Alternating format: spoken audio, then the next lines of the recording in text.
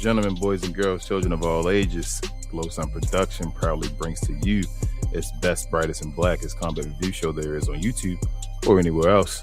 And that's We Talk Combats, where we talk all things combat sports and sports entertainment.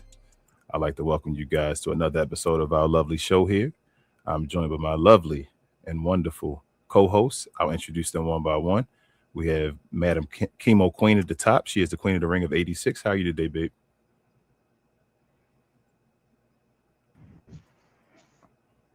Girl, you good? You good? And mute yourself again, I think. One more time. Unmute yourself one more time. There you go. Yeah, every time I try to do the hotkeys, they don't ever seem to be working for me. But I'm doing good. It's gonna be an interesting bunch of topics to talk about today. But I'm into it. How are you doing, King? Or excuse me, Muy Grande Negro Americano. I am wonderful, madam. Thank you so much. And let me move on. Next, we have this guy with this big old huge head paws, the final boss, Hugo Boss himself, Mr. Travis.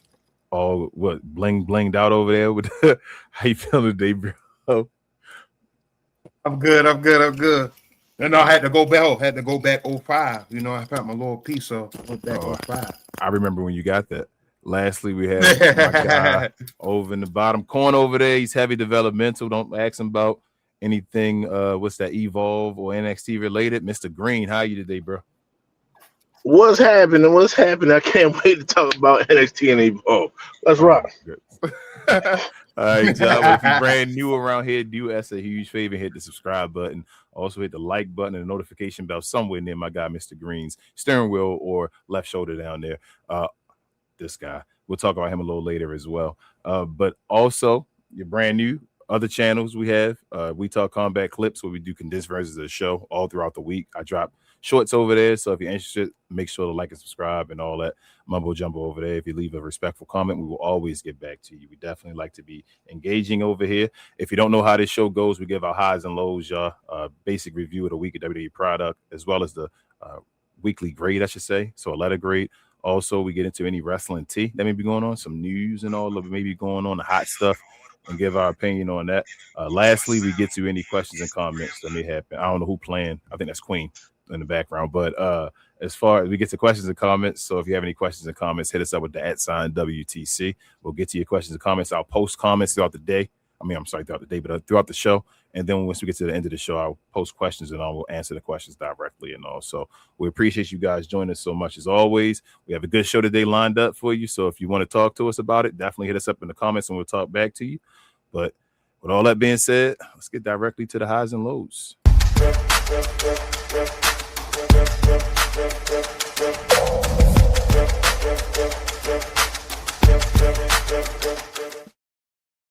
Hey, before we start, shout out to the podcast listeners as well, y'all. Please like the show over there, subscribe, share, and all that as well. We appreciate everybody on that side as well.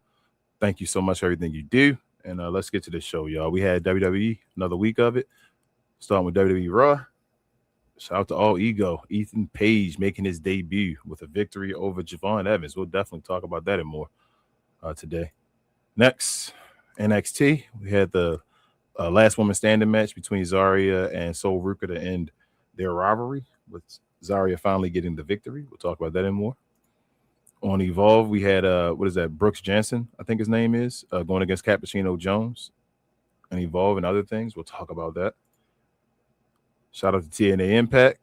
Is that a Danhausen shirt? No, I don't think that is. But you had Rich Swann going against Mike Santana. I think it was for the title, but they had a TNA Instant Classic over there. We'll talk about that and more. SmackDown. Shout out to Fatal Influence. These ladies came onto the show, had a few segments, wrecked things, and left. So we'll talk about that and more. On AAA, you had La Parker and Ray Phoenix teaming to go against Money Machine. They picked up that victory. And we'll get to other things as well. But with all that being said, Queen, let me get to you first, babe. What were your highs and lows of this week's WWE product, and what is your overall letter grade for this week? Well, so I'd say to this Raw, because we didn't get a chance to talk about it, we did do a show on Monday. If y'all didn't see that, that was a WrestleMania show that we did. So I had to hold on to my thoughts about the Raw that night. Um, so I actually really enjoyed Raw, and it's crazy I've been saying that lately because that's so abnormal. But got to see my man Ethan Page. Now, if y'all see that I do like the NXT show and stuff like that, that's my guy. All ego, I like him. That's the Serbian sniper. Don't mess with my guy right there. I was not really like a fan of him beating Javon though. And I'm sure it's because I got a bias towards Javon, but it's also because I don't want them to start making Javon because he's a younger guy, like getting jobbed out, and losing everybody either. But I understand too because it was Ethan Page's first match on Raw. It's canon. You're not really supposed to lose your first match, really. And if you do, you lose it against somebody that's supposed to be like up there. And Javon is, I guess, supposed to be seen as an equal at the moment. So it was what it was. But we had a lot of introductions to some people on Monday. We had So Ruka, I guess, came back as well. Talking her shit to Liv, establishing herself on the Raw brand. Because as we know, that was we already saw that coming because she was at the Royal Rumble, so we already saw that eventually she's gonna be called up. But we also got to see her whole Zarya storyline a little play out a little bit on there. We had Seth and Braun. Now, I think Braun got hurt during all that. Like it's crazy, yo, that Braun he's been on the roster probably almost like a year and a half now, and he's still at the point where I don't know what it is or if it's situational awareness. I don't know, but he is always getting fucked up. Like he is all like from the hernia to others. Like, yo, he's always and it's always like most of the time him messing himself up or him not doing a spot correctly, so it's like jacking him up so he doesn't have the right response for it. We got to hear from Dominic. We also got to hear from Jacob Fatu talking about how he want everything Roman got. I'm actually glad that they're going back to that storyline because then on Friday, it kind of piggybacked off everything we saw Monday, and I liked that. Like I like that in my Booker voice. You know what I mean? Like I like watching cohesive storylines continue. Like, and I feel like we did put a pin a lot in the Ulafala OTC one storyline, and the whole reason why Solo has MFTs. We kind of just moved away from that because of the Y6, and now that we're back on it, I do feel like it'll get re-engage people because now we're engaging with everybody, with the Usos, with Jacob, with Solo, and Roman, and I like what they're doing there. Like as I said, I've always kind of liked that storyline, so it was kind of natural to go with that. And then trying to remember everything else that happened. I know there was some stuff with Rhea, but nobody cared about that. Anyways, Rob was all right. Moving on Tuesday. So Tuesday we had NXT, and NXT is NXT, but we got to see again. They went back to the Soul Ruka Zarya thing because they got a blood feud right now, and it didn't actually develop. But the thing that's getting me though is that nobody want to talk about it, but Zarya kill it on the mic. Like she's way better on the mic than Soul. Like even though she has an accent, you could understand everything that she's saying, and she puts in emotion at the right times. And to be honest, even like without makeup on and all that stuff, she has like a nice intimidating look to her. And like I like that she started out being a lackey and that she stepped out of Soul's shadow and that she getting her own little storyline. Because I could see her being with like the Judgment Day or something like that. I could see her being a part of that, them kicking some other people out of the Judgment Day. She could even like do some stuff with Damian Priest. Like they could truly honestly be in like a fake relationship. I mean, don't everybody be doing that over there? Like they could be in like a fake thing. Like they could complement each other, I think. But regardless, NXT was NXT. Like, at the end of the day, I feel like NXT is starting to go down because a lot of people are getting called up. So like now as they're losing talent, the weaker people kind of having to pull together. So it wasn't the best. It was kind of I was mostly wanted to sleep during NXT this week. So we'll skip that. We'll go to Evolve. Evolve, it was straight. I don't know though about the dime piece. I like the dime piece and everything, but I need to see more out of his repertoire. It's looking kind of stale. So it's making it unbelievable that he could be the champion over everybody else over at Evolve based on just his move set. Like even him beating Starboy kind of at a point didn't really seem believable in a real situation. I'm not gonna lie to you. So I need to see more out of him. He kind of boring me, but we got to see. I think Woody Chu had won last week, so they had like a little, talk about that for a little bit and stuff. And I believe they had a gauntlet match. I feel like that was this week. It might have been last week, but I feel like the women had a gauntlet match. It was the Um, week before. if they didn't, yeah, then just disregard. Uh, It was all right. Like as I said too, a lot of people from Evolve, like Callie Armstrong was in Evolve. A few other people from Evolve are getting called up. So it's starting to get a little stale on their end. Like it's crazy because we're watching people graduate on each show, and then these shows go into a slump because now they kind of got to rebuild their stories over there because now people's is gone, and that a lot of these people aren't going to have a story that's going to take place on two shows because some of the people are that good that like Joe Hendry, for example, like he can have a storyline going on two different shows at a time. You can have a WWE main roster show storyline going on and still have his NXT storyline that he had going on. But regardless, he got the call up too, so we ain't gonna be seeing too much of him either. So moving on from Evolve. Now TNA, I really disliked this week. I'm gonna name it for many reasons I didn't like it. Um, I guess Leon is I don't know if he's kayfabe injured or real injured, so he wasn't on the show this week. So I got to see a lot of people that I already don't really care about. Like and the problem that I feel like TNA has that kind of rivals the other shows is that TNA is very strong a lot of times in their wrestling, but they lack in their story. So it's like the story don't have bones. It's just, well, we don't like you because you got the championship, and we want that championship, so we about to get that championship. There's no underlying story of like, we used to be friends, but now you become jealous of me. Like there's just no Shakespeare. It's just I want that, so I'm about to get that. We got to fight for that. Like Leon Slater's been doing a really good job on the mic over there. That's why it's my guy, and he was on my Mount Rushmore from that episode during Black History Month. Is that he's trying? I can see he's trying to build something there. He's trying to use what he has in his repertoire in terms of speaking to be able to create something there in hopes that like the other person going to bounce off of him. And sometimes that's the issue is that it's like I don't think these people are talking enough before they be running these sets. So like they don't all match what they're gonna say. It's like I think about when they were during WrestleMania when Austin there was all like, "Yeah, we got a bullet for you," and I'm like, "What? What are you talking about a bullet? What the hell? What is going on? You think you like doing a audition for some movie or something or some show?" But regardless of fact, moving on, it wasn't all that. It is what it is. SmackDown though, SmackDown. It had some slumps the past few weeks, and it wasn't even like because of Tricks. All of Tricks segments have been great. Like so, they've been holding the show together. But this SmackDown was better. We got to see Jacy Jayne and them. That, like as I said, a bunch of people came up this week, so we got to see her and the Fatal Influence have their thing going on. I think I'm the only person that didn't fuck that up.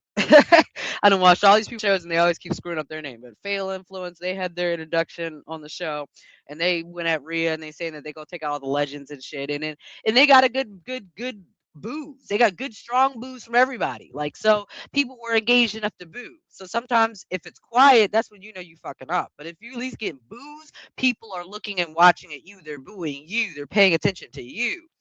Like I'm not the biggest Jacy Jayne fan, but at the end of the day, that doesn't mean that there isn't possibilities there. I believe Blake Monroe also came up too, so she had like a little segment, I believe, during SmackDown as well too. Um, but the That's rest of the next show week. was really built.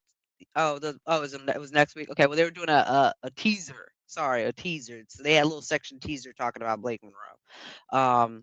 But yeah, the whole episode was came back to Monday's Raw because as you know, whenever we come back from WrestleMania, they got commingled shows. So kind of real shit that took place on Monday kind of carried over into this show to Fatal Influence.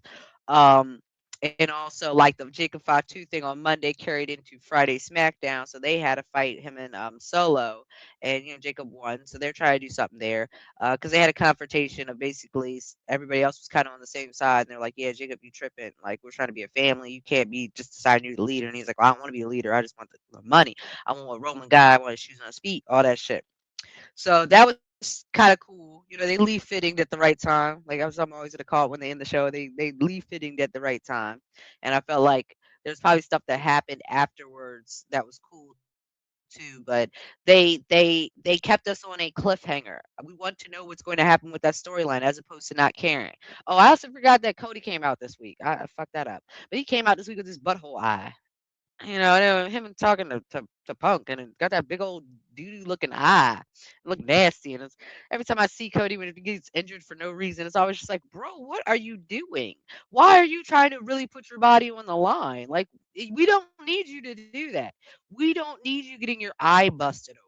We don't need you getting your head crushed in and like all this other stuff and all these random bleeding situations you be at. We don't need that from you. Like we really don't. Because then it always just sets up that somebody gonna beat you up a bunch of times and then you're gonna win out of nowhere. So like we're kind of tired of seeing you get beat up. It does nothing. It goes nowhere. It was pointless. And and him and Poke had their little back and forth or whatever, and it was phony baloney. I'm not gonna lie to you. I fell asleep and I missed AAA. So yeah, I tried to stay up, y'all, but that 10 o'clock sometimes be hitting me hard. So I woke up and tried to watch some of the highlights, but AAA be AAA. I was like AAA. They got cohesive storylines, even though there's a language barrier a lot of times. But everybody like it works. Like Ray Phoenix had his match, and I like Ray Phoenix enough. You know what I mean? Like he's at the point where I do want to see more story with him, or maybe they do the Lucha Brothers thing. But at the moment, he's no harm, no foul. Like he doesn't botch a lot. He's cool. And as I said with AAA, I feel like we get to see a lot more matches where they do a lot of little cooler move sets and a lot of like flying stuff. So I always appreciate AAA. And I believe they had El Grande doing a match with somebody else too. I think it was a double tag team match. And that's my guy. What more can you say? That's my guy. That's LA Mexico right there. Okay, that's him right there. That's my guy. So I never have an issue with AAA. At the end of the day, it's a cool way to showcase talent that sometimes that we wouldn't normally know, and talent that we normally know being in a different setting. So like I didn't see Lola Vice this week, but it was cool because she's got a lot going on now that she on NXT and she got the belt and she got chicks trying to take that shit from her right now. So let me close it up because I done took at least like 10 minutes. I think I'm thinking about to hit my 10-minute mark. Um, mm, I'm gonna give this week a C plus, and I wanted to give it more, but I do feel like the middle of the week and Raw kind of took away from it. So yeah, I'll keep it C plus. I feel like it could have been better. Oh, I didn't even talk about Trick and the Gingerbread Man thing, but I know somebody else's, so I'll leave that to the men. No, you sure? Go ahead. Nope, y'all can do it. Go ahead, Queen. Go ahead, finish it. Go ahead, talk about Trick. You just said it. Don't leave people on the cliffhanger. I'm good. I was fading away. No, don't leave people on the cliffhanger. Go ahead. All right. Yeah, all right. So I if y'all ain't see it, one, I don't know who the heck is helping or if this is all just coming from Trick and his people's storyline, but that man Sami Zayn came out in the gingerbread costume. He was getting it in with the cane. It was crazy. I had to watch it a few times because I was like, "Yo, he really getting it in." He was on beat with that Trick. He was having a good time up there, and I loved it. And now Yachty is manager, and like he made a comment, about a lot of celebrities been coming up here like kind of messing things up, and that but I'm here, and I do feel like Yachty has a lot more sway than a lot of those celebrities at the end of the day. Like at the end of the day, WWE want black people. They want more black people. They don't want all the weird, smelly black people. They want new black. They want cool black people. They want sexy red black people. They want Cardi B black people. They want Offset black people. They want black people that they know that other black people gravitate towards, and they want to be cool and hip. And I'm okay with that because they look like they're doing it the right way and that they're making sure that their black producers are kind of being more in the conversation as far as that goes, instead of just throwing black people up there just to have black people up there. And they also just letting the black people be black people. Like we've said before, we've wanted this. Like we love our truth. We love Booker T. There ain't no shade to either of those guys. But those guys are very about not trying to be part of their hood side. They're all like, I'll let my hood side go. It's gone forever. And I'm like, it ain't gone forever. You just done, you trained yourself out of it. Like you got to embrace it. It's a part of you and it's a part of the culture. And those are the moments that are viral and awesome. And that there's so many black people finding out about Trick Williams just because he had a train on his coat. People that didn't even watch WrestleMania or maybe didn't normally watch WrestleMania were like, who is that guy with the train on his coat? Like, he looks awesome. Who is that guy? Like, so they know what they're doing over there. Like, so just let them cook. But yeah, it was awesome. I appreciated it. But again, as I said, the rest of the week was kind of weak. So that's why I gave it a low grade. I wish I would have given it a higher grade, but it is what it is. All right, we start off with a C plus. I move on to you, Mr. Green next. Not you, Travis. Wait a second. Wait your turn. Mr. Green, we're going with you next, bro. What were your highs and lows of this week WWE product, and what is your overall letter grade, bro? All right. The lowest of the low is definitely that Cody segment. I think it was forced. It was not needed. Coming out there and then saying, like I'm a loser, and then well, then CM Punk was out there first, and then like you're not, and it was just bad. I feel like those two can do better when it comes to their promos. I don't even believe it was CM Punk's fault. I think Cody was the odd one out there, just kind of freelancing and talking about TKO and all. It was just bad. It was just bad. That was a bad segment, especially when you got the champion of all champions, on your show. So that was bad. A high, Oba, 4 words and I'm out. The ruler is here. That's all we needed. Appreciate you. Let's see. Ethan Page, y'all did a good job of talking about Ethan Page so far. Like I said, Javon, I don't want you catching too many L's, my guy. So let's keep an eye on that. You know what I'm saying? Like, we're gonna keep an eye on that. But Ethan Page is definitely good for that mid card work. Him, Javon, Dominic, Mysterio, like they're gonna have some bangers. Like, and storyline should be good. Should be. That Soul Roka segment was almost good. I believe if you're going to bring Zarya out there, especially with Brock just retiring, quote unquote, and his move was the F5 and her move just happens to be the F5. The same situation that could have happened with her and Liv.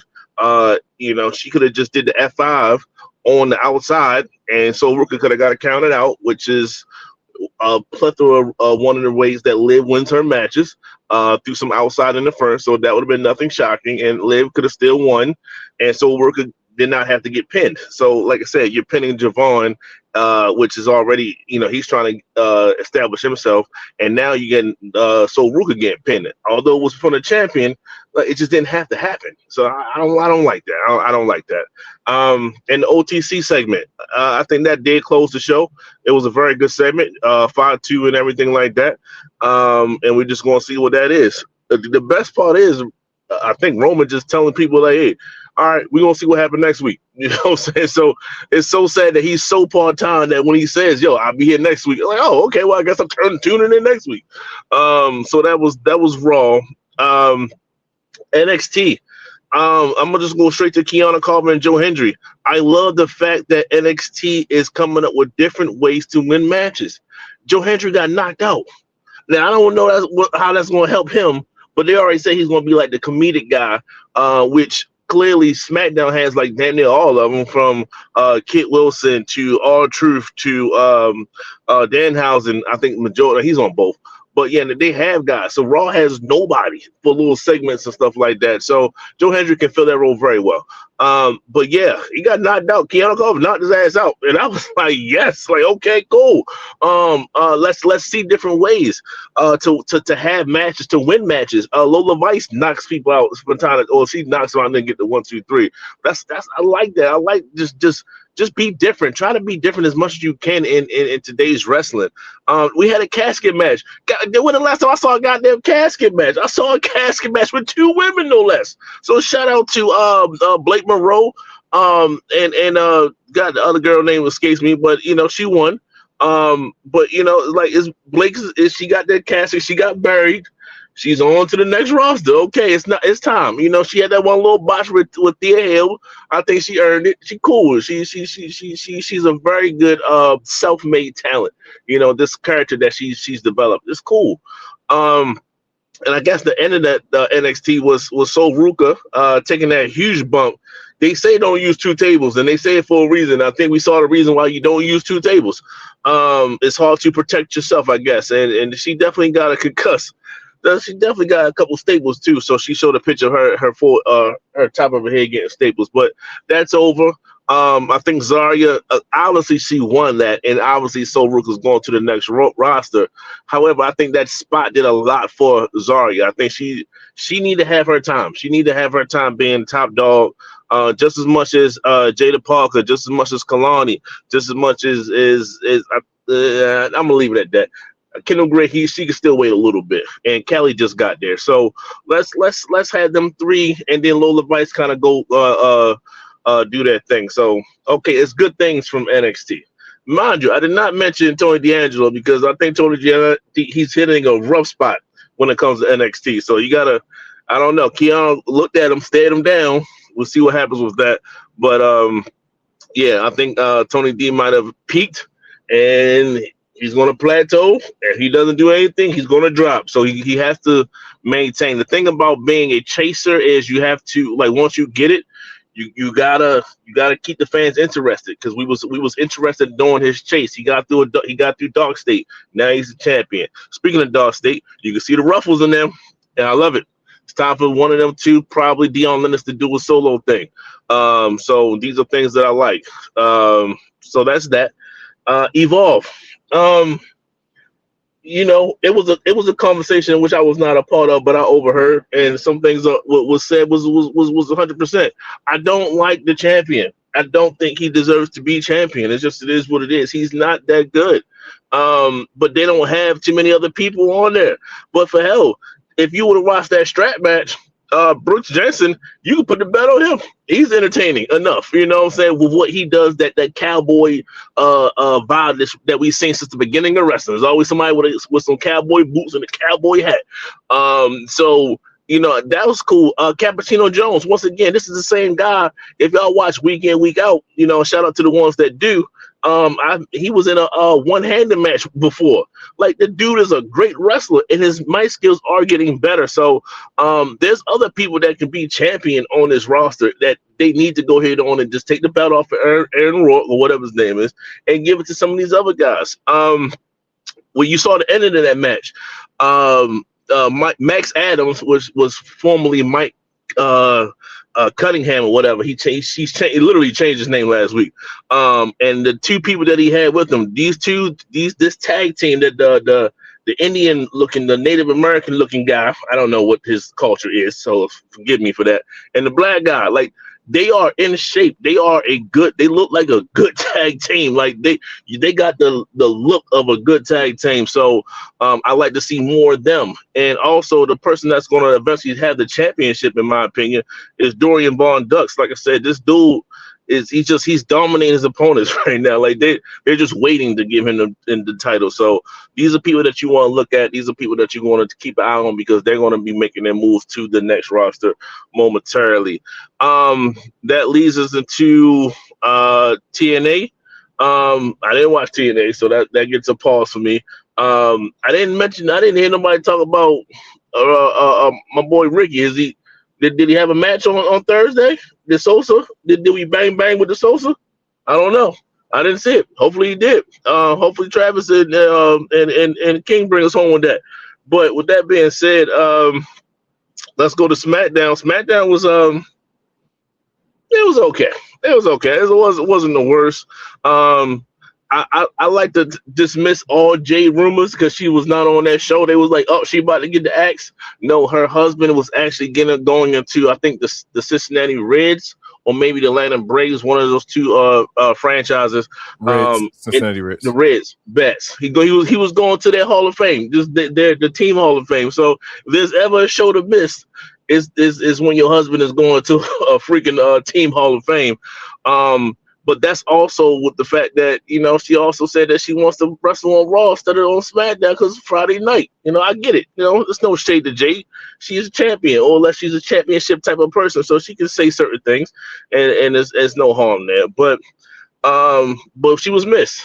But we got Red was out there, and it was a good segment with Jacy Jayne and Fatal Influence. Like I said, you're starting to see the upcomings. The new blood is taking over, and I loved every second of it. They booed the hell out of her. And when the last time, it's hard to get boos like that. I remember Dominic getting boos like that, and they did nothing with that. Shout out to Creative once again, dropped the ball. Dominic was getting booed out the building, did nothing with it. But here we go here. And hopefully they do something with Jacy Jayne and her crew. So she had a good segment when it came to that. I guess Cody was out there again. I didn't care. I was just waiting for Trick, to be honest with you. And Trick's segment was probably the send home. Once again, I looked it up. And the guy, shout out to Bruce Stefanski. That is a name I just made up because I don't know his name, but he got slapped, and I like to appreciate him taking that slap. So right now, until I find out for sure what your name is, Bruce, you got slapped, and I appreciate you taking that slap for the team. It was very entertaining. It put Trick on another level, if you ask me. So Trick taking steps every goddamn week, and just another week, another slap, another thing that says, you know what, I need to replay that scene right there. And that was just due 100% to Trick, but shout out to Bruce. That might not be his name, but I honestly don't care. But shout out to Lil Yachty. Like he's not just here. He's a manager. And his timing with Trick is special. Like we haven't seen people go back and forth and play off each other paws in quite some time. Like there's not even managers out there like that. So the fact that he can do that is tremendous. So shout out to that. And yes, Gingerbread Man with Sammy. I think we kind of got that. Some people called it from the very beginning. Some people called it mid, and some people were surprised. Either way, it was a nice thing to kind of keep that thing going just for a little bit more. We don't want them to overdo it because they have a tendency to overdo rivalry. Shout out to MFTs and the other crew. But that was cool. That was cool. And I guess the 5-2 segment, great segment. I had no problems with the solo thing and them coming out there, and Jey Uso was laughing in the back. He wasn't laughing because he was just laughing at the situation. He was proud. He was proud of 5-2 and his younger brother. Like they having that segment, and he's right there because normally he's on Raw, so he's right there watching it. So he couldn't hold himself. I wish he could did a little bit better job of staying in character. But hey, man, look, that's a rare moment for him personally, so I'm okay with that. And Solo, I mean, if 5-2 straight dominated the whole MFT squad except for Tyler, I see why they kept Tyler Tonga in the back because he should not be able to destroy the whole MFTs if Tyler was there. So with that being said, I understand certain things. But yeah, all in all, for this whole entire week, I saw AAA as well. That was it was some entertaining matches, and El Grande is El Grande. I love it to the point where people are starting to politician themselves to be on AAA, and we might get into that later. But it is what it is. I think all in all, this week it was an entertaining week, man. It wasn't the best. It wasn't like the highlight that you want after WrestleMania. So I understand that, but it damn sure wasn't the worst either. So honestly, the person that brought the whole week down is the goddamn WWE champion. He had the worst moments. So I'm gonna give it a C+, and it's only because Cody brought the whole week down. Shout out to Cody, man. Shout out to QB1, man. We got a C+ and C-. Queen, you give it C- or C+? C-. Hold on, a plus. Okay, so two C+.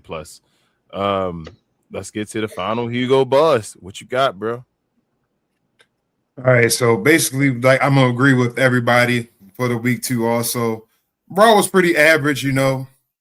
Oba had his moment, you know, he came out just like how Roman Reigns did back in the day when he beat the Undertaker, and he came out and said, you know, this is my yard now and all that stuff. And Oba coming out and said the rulers and all that stuff and all that good stuff. I hate the fact that Javon took the L this week, but I like the fact that Ethan Page is finally now on the main roster. You know, as long as he's away from Ricky Saints, that's a positive for me. And also, I'm glad that the Street Profits are back. Yes, we can finally have some good tag team wrestling back, or the main roster back again overall. So that's phenomenal. That's good. I see Braun Breaker took a dash. He cut in the back of the head. You know, hey, I guess whatever he did with that super spear, whatever, it must have pissed off Seth Rollins. So, hey, you got to take a gash in the back of his head. So that's kind of, but see that Jacob now is coming after the championship. So I don't know if this is going to just a segue for him to be on Raw. Like, I don't know if this is just, just like everybody been saying, Raw after WrestleMania. So I don't know if there's a draft or something coming up soon, or this is just a way that, to get people from running from show to show within these next few weeks or anything like that. So this is new, but I'm pretty okay with it so far. Now, for NXT, look, I understand we got bills and stuff to pay and all that stuff with Progressive and all that stuff, but when Joe Henry come out and we got Booker T at the doing his commentary, do not have Vic doing no ad reads. We want to hear the Booker T, flip flying remix of the Joe Henry music entrance. Like y'all killing me NXT. Like y'all paying the bills at the wrong time. Y'all trying to pay the bills at the wrong time. We can't do that right now. I'm gonna agree with Mr. Green too. Also, like I'm loving the fact that Dark States is starting to break up. With Dion getting his chance, we had what's his name, Sugar. So I guess he's finally getting some crack at some solo gold next week. So I guess this is a new way of getting the other members of Dark State involved in going after some championship gold.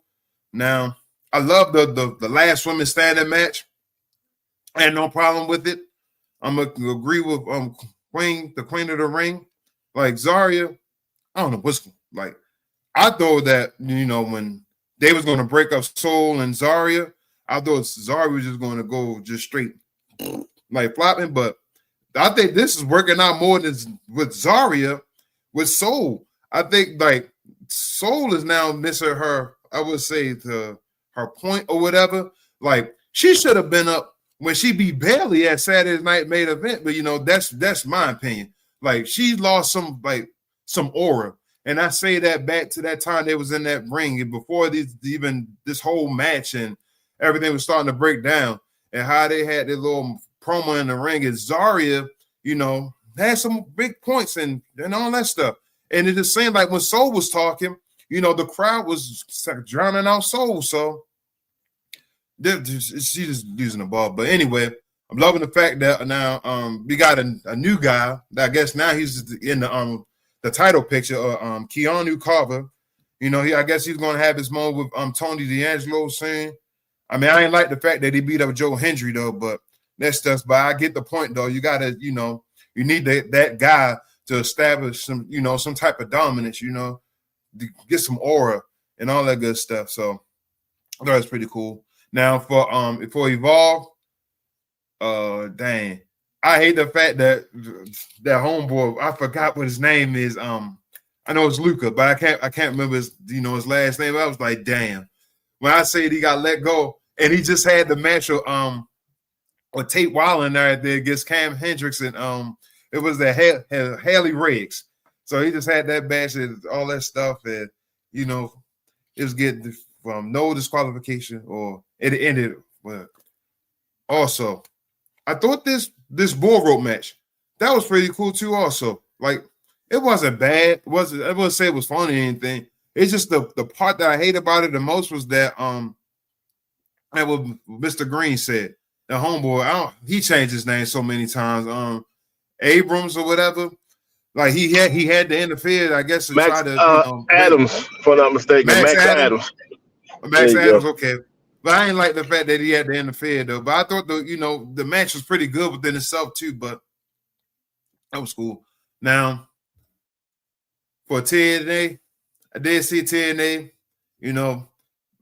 Mike Santana, Rich Swann. It was a bang of a match. I would say it wasn't like the greatest match, but it was something that was worth watching this week. I'll say that for TNA in its entirety. This Dutch dude, the Jeff Hardy and all that stuff, he ain't had to be a 69 guard this week, but keep figuring out his tongue and everything and all that stuff. So I thought it was pretty cool. Now I am missing my guy though, Ricky Sosa. I don't know if he's still doing his thing overseas and all that stuff.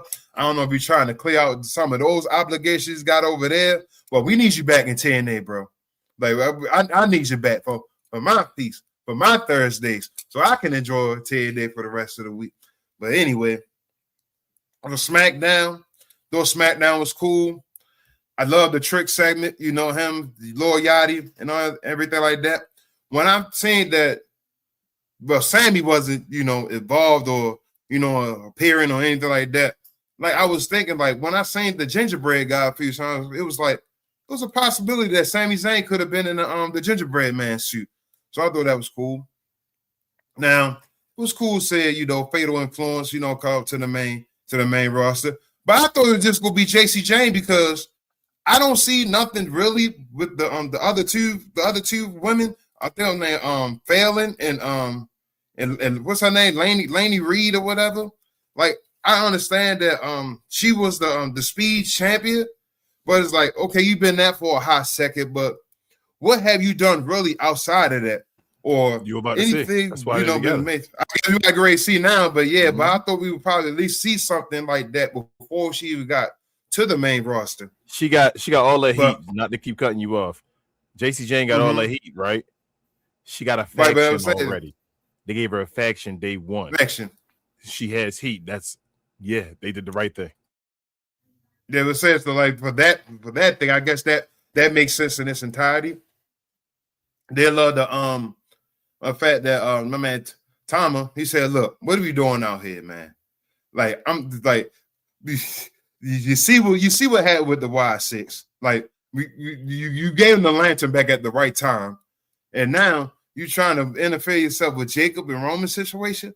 Like, look, man, Tama, you about to get ready to do your thing. I guess you're going solo, break your way from the MFTs. Hey, maybe one day you go at the United States Championship, which you should have been doing in the first place. I mean, I ain't trying to knock Trick or anything like that, but he had a chance to get in the title even before Trick, back when Ilya had it, or even Carmelo Hayes had it. But I think they dropped the ball a little bit. But they see AAA this week. I love AAA. The AAA is, same thing, I like the match between Laredo Kid and Dr. Wagner. I thought that was cool. I love the tag match too with Lil Parker and Ray.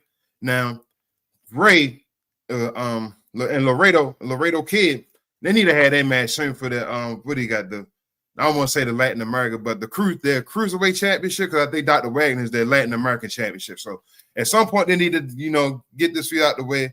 I like the little comment he said about, Penta having the championship, but you just said like you ain't got any. You just want to be like your brother. Now I did to see the match between Grande Americano and I'm gonna say what's his name, Texaco Jr. And I can't remember the other two guys' names, but I thought that match was cool. Like I said this last week or a few episodes ago. Like with AAA so far, I'm still waiting on the Lucha Bros tag team, and I still need to see the Vikingos, Big Vikingo, and Mini Vikingo have a match at some point. So for overall this week, I'm gonna agree with everybody else so far, but keep it in that C range, and I'm gonna give it a C+. All right, so damn, hold up, is that everybody? C+, C+, C+, C++. I think so. We doing computer science and over here and all that stuff. But all right. I'm not gonna say much. I'm gonna give my grade first. I'm giving this week of WWE product a B. I ain't gonna be scared. I'm giving it a B. I'm still gonna grade it compared to me knowing about wrestling and all that stuff in my history. It wasn't the greatest week. No, it wasn't the greatest WrestleMania. After Mania week, they didn't get a bunch of surprises, but I'm grateful. I'm not going to be a hateful show and just hate on everything. I don't want to do that. I want to enjoy the show. I enjoyed this. I enjoyed what they did. It wasn't a bunch of like callbacks of a bunch of old folks. You got your page at WrestleMania, but you got a bunch of NXT call-ups. Like a lot of people that's about to change the game. And I think they were major pieces of the show. I think shout out to first and foremost, Ethan Page. He's going to be a major part of the mid-card championship range and scene and all, obviously. So I'm glad he got up. We're going to see him regularly on Raw. I think he'll be one of the faces of Raw and all. Not saying the face and all, but just a guy. When you see weekly on Raw, you're going to be looking for Ethan Page. I did not like, again, he beat Javon Evans. That was a job for Dragon Lee. No disrespect. That could have just happened easily or whatever like that and got that over with. And he could have just beat him, but for some reason he had him beat Javon. Hope Javon gets his dub back in some situation. They can have a feud if they want to start that off like that, but usually somebody got to lose, so I don't like them doing that. I agree with Sol Ruka. She should have took the 10 count out. I don't know why she got in the ring to take the finisher and then get pinned. I guess it was a champion. I understand that, but they could have fixed that, but it still was good matches and all. Shout out to Oba. I'm still worried to get a little bit about Oba because I don't think they really have something they're going to do with Oba. I think things are changing around him. He's still going to be the guy. He's still going to have his whole momentum and all that stuff. But I do feel like they still are trying to figure out the next move, and like things are changing based off of Brock Lesnar and all that stuff. So we'll see what happens with that one. But the promo just short and sweet. I don't think he's even going to be on like TV every week. Probably it's going to be like a couple weeks you see him, and then he's a phenom. He's an attraction. Which he should be, but I do also, like I say, worry about him because I don't know if they know what they want to do with him next until we get to like King of the Ring or something like that. Other than that, like I said, Cody and Punk, I didn't need that. I guess Punk about to be the placeholder for Cody because he has nobody to compete against. It is what it is. NXT, fun. Not the best. Keanu Carver, they about to give him the company. A lot of people leave, and it was their exit to get him up out of here. Zarya, maybe she runs the women's division. They'll have a fun little women's division because Zarya, like you said, Lola Vice over there, the other ladies that are there still can get the championship. They haven't gotten it yet. They didn't get called up. That should be fun, but fun week. Like I say, NXT was cool. Evolve, two matches. You feel me? Like they're fine. It's Evolve. From nobody special yet. Nobody I'm looking at saying, oh my God, they're going to be the guy that's going to change the industry. But we don't need that right now. So Evolve is just fun watching. Up and coming talent. It is what it is. But I agree, Aaron Rourke. I mean, I feel like he's the champion because of his sexuality, which is fine, his representation and all that stuff. But there's a lot of people on the card that's just better than him as far as his wrestling ability and all that stuff. So you might want to get that up off him pretty soon. May not make that a long-term thing. We'll see. Impact, I didn't see much of, but I have noticed that Impact has changed their game up, especially without Ricky Sosa and all that stuff. They're starting to put more of their matches you want to see earlier in the card, instead of waiting to the end of the show so that you're like, damn, I don't want to wait till 11 o'clock to see this match and all. I'm tired. So you're starting to see matches a little early and all that you'll be able to see. I do think that's a smart move by them. Good matches. Like you say, Rich Swann and Mike Santana. Mike spent the block. He did Travis' favorite finishing move, won it again and all that stuff. So, it is what it is. Moving on. You got to get Ricky there, though, bro. We missing Ricky. They need their star. SmackDown. First and foremost, I mean, this is Trick's show, bro. The Pimp Hat. It is Trick Williams' show. Sami Zayn getting aura back with Trick. Like his heel turn and all that stuff starting to feel fun. You getting the Sammy bloodline, like dancing and all that stuff. He getting his aura back. I thought that was incredible. Yachty being there is fun. We know the whole story. The end point is probably Yachty turning on Trick, going with somebody else when they finally get the title off of him. That's how you get the title off of Trick. Makes sense. Everything is perfect. I know people complaining about the people getting fired and all. Well, Yachty bringing something to the storyline. He got the best. Actually, he part of the best rivalry in wrestling right now. It is what it is. Sammy and Trick are the best rivalry, like BA said. Don't let it go forever. But they had a short match at Mania, so they deserve a Backlash match. And the championship changed hands, so they deserve a rematch. This is the way wrestling used to be. Let him get his rematch at Backlash. If Sammy can't get the job done, we can move forward into more guys or whatever getting that done, moving with both of their storylines. Jacy Jayne is a star. She's came in and taken over the heel division or the spot for the women. Like it's hers, and she got a faction already. The ladies, these two women, Fallon and like you said, Laney, both got a chance to be something major now based off the heat that Jacy Jayne has. So if they act, the outcome of this should be one of them being a major face, leaving this group or whatever, or stable. We'll see what happens with that, but Jacy Jayne is hers. That's signed, sealed, delivered. That spot is hers. She's the heel. I expect her being champion very soon. Very soon.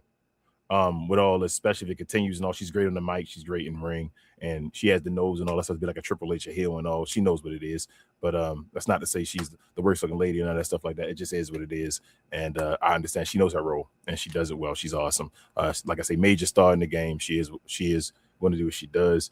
Other than that, Cody Rhodes, the weak point. He has nobody to go against right now. He can't bounce off anybody. His title reign's still trash. He's still the champion. We got to figure out somebody to get the belt off of him. How are we going to do that? We'll see. Or move along with his character. Tag team championship still being defended. We got Dan Housen and people loving him with the Miz, just giving him something to do. What else? Felt like I'm missing someone. No male. It wasn't no male that did something today, right? Oh, Royce Keys and Solo having a little story that's going on in the cut. There's a lot of little stories and all. I enjoyed it. I thought this was a good show. Like I said, there was some weak moments and all, but you had Jacy Jayne in a bunch of segments, which was incredible. You had Trick Williams, and you can't have the show being perfect all the time. I tell you all the time, you just got to have a couple segments that hold it down, and then you got the rest of you got filler. They're just good matches or such and such good segments that you can laugh at or something like that, and then it is what it is. So I thought SmackDown held it down this week after a bunch of crazy, disgusting, horrible SmackDowns recently. Lastly, AAA, I didn't see that. I'm gonna catch up on it after we finish the show. Actually, I don't have any knocks or any thoughts that AAA wasn't anything but great, as it always is. I'm excited to see the matches, continue the storylines and all that stuff that's going on. So I mean, I don't even have to see TNA, and I can already at least give it a B. That's just the way I feel about, not TNA, AAA, and be able to see that. So overall, like I say, in general, I wanted to kind of get a week of B+, but I'm like, I'm not going to go that far. I remember how the old wrestling used to be and all that stuff. So it's a week after Mania, but I'm going to give it a B, though. I enjoyed this week. I thought a lot of stuff memorable happened this week, and I think there's stuff that I'm going to go back to and actually look at over and over again. You feel me? In history that happened this week. So I'm going to give this week a solid B. But with all that being said, Travis, what were highs and lows brought to the people by? The merch. The merch. Yes, sir. The merch. The merch.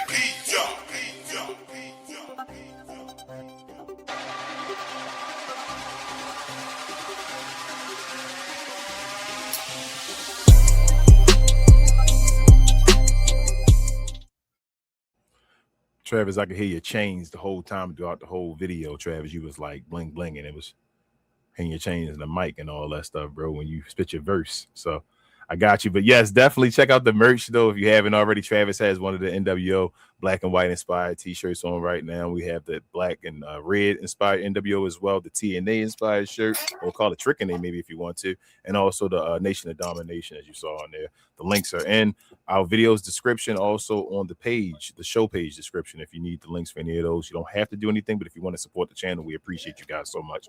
We do all this independently. I want to also show love to our watch along schedule while we're doing it, while people watching and all, just in case you don't get to the end. Weekly watch parties we have. Let me loop that actually. Mondays we have Raw. We do Discord actually live. If you need the video access, it just have to be a subscriber to the channel and link your Discord, or you can come over to the YouTube watch along and talk with us. But Raw is on Monday, Tuesdays NXT. And this isn't always. We mainly do most of these shows. Sometimes we might be busy and not able to do it. Discord is always available though if you need that, and you need to be over there and talk with the rest of the Glow Yard over there. But on YouTube, Monday is Raw, Tuesdays NXT, Wednesday is Evolve. But on Discord we show AEW Dynamite.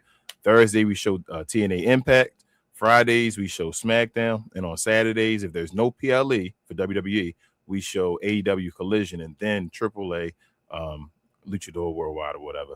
And then also, if we do have a WWE PLE on either Saturday or Sunday, we show those. And if there's a major boxing event we feel like needs to be watched, or MMA event, we show those as well. So we appreciate everybody for the support and all, and definitely use the perks of the channels while we can. It's absolutely free, but help us out. Share the channel and all that stuff. Help us get to 500 subscribers so we can start having perks for members and all, and people like you in the Glow Yard. Appreciate you, cuz, for getting the merch and all that stuff. But y'all, we got some tea. Let's get right to it.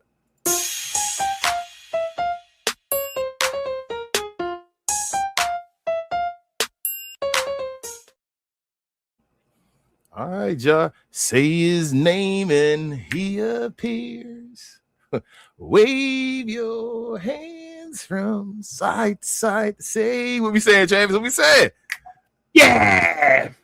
I believe in Joe Hendry.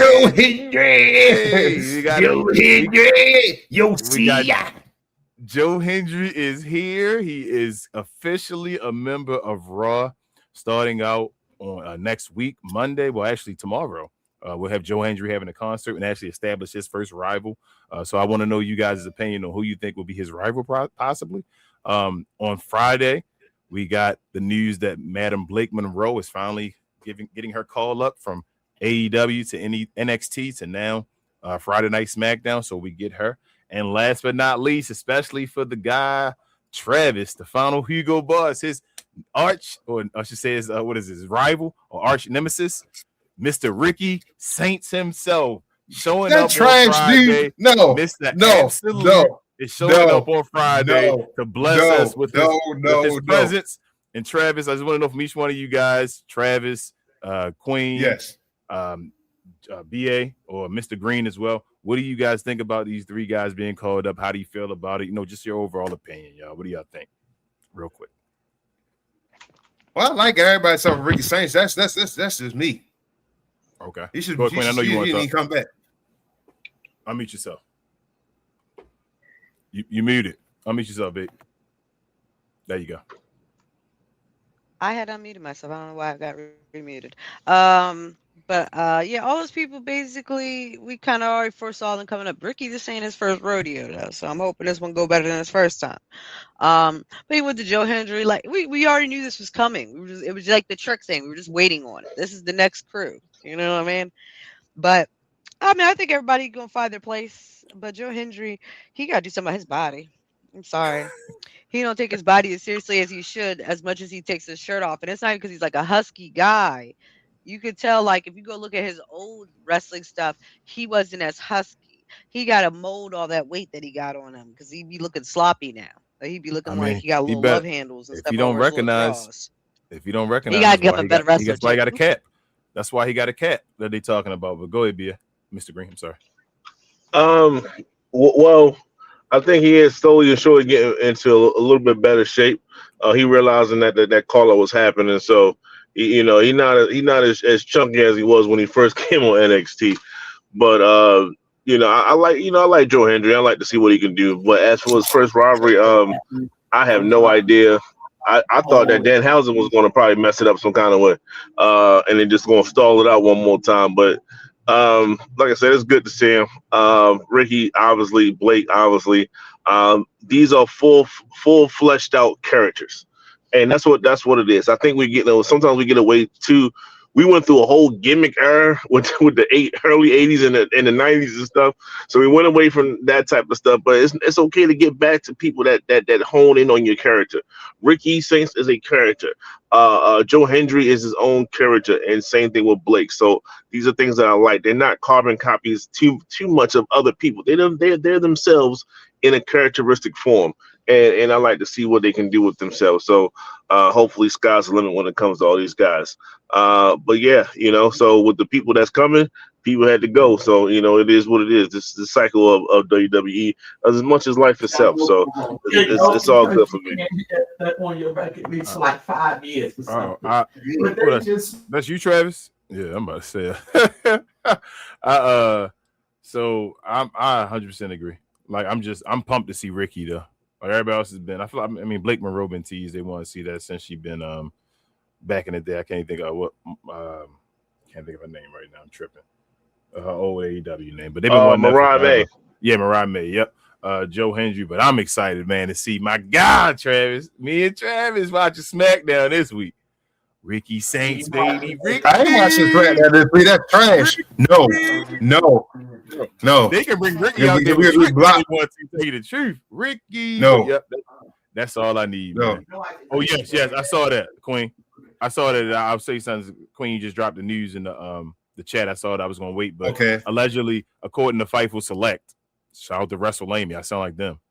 According to shout out to what is it? What is this? Bob Ross or whatever his name is, or something that Fightful Select or whatever. According to him, SmackDown should be going back to 2 hours pretty soon instead of 3, which they need to.